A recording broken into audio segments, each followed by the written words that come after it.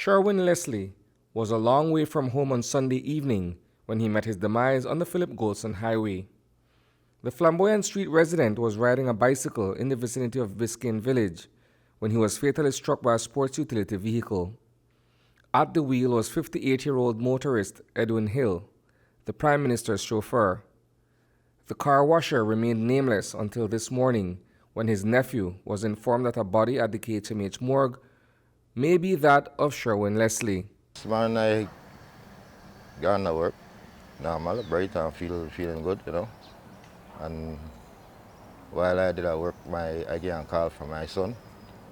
They asked me if I know that my uncle get hit by the vehicle Sunday night.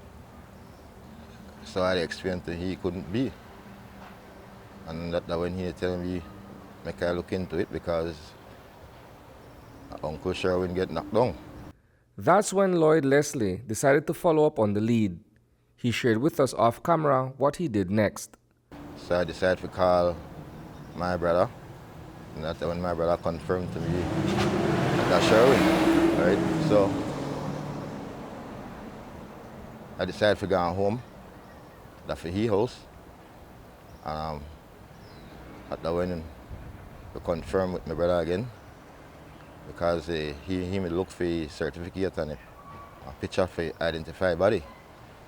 Well, I find one picture of him this morning and I take it to the morgue and I meet the officer in charge and we gone in and identify the body, right? So when we identify the body, well, confirmed then. The cyclist's description matched the one given by police. The deceased Leslie wore his hair in dreadlocks and was wearing a white t-shirt and three-quarter pants. But what was he doing all the way in Biscayne and riding a bicycle at night? Waited up on the road, I don't have no idea. I just waited out there. But When was he last seen?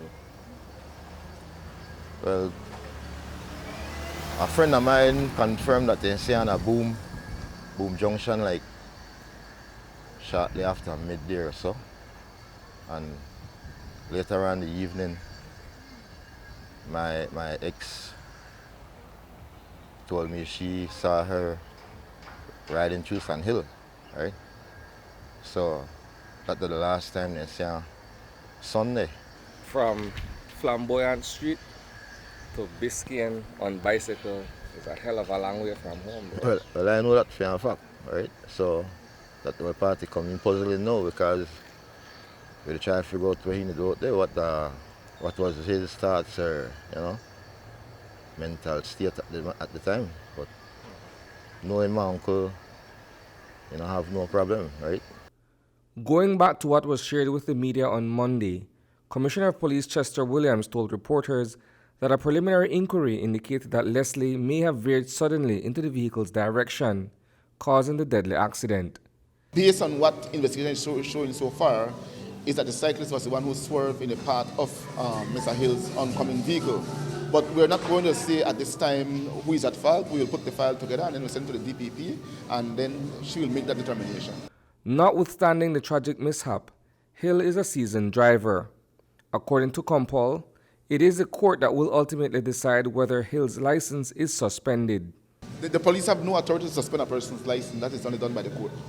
As for Hill's job as the Prime Minister's driver and the perceived preferential treatment that may be afforded to him, we reached out to PM Briceño via text message earlier today, seeking a comment. Our message has gone unanswered. Reporting for News 5, I am Isani Cayetano.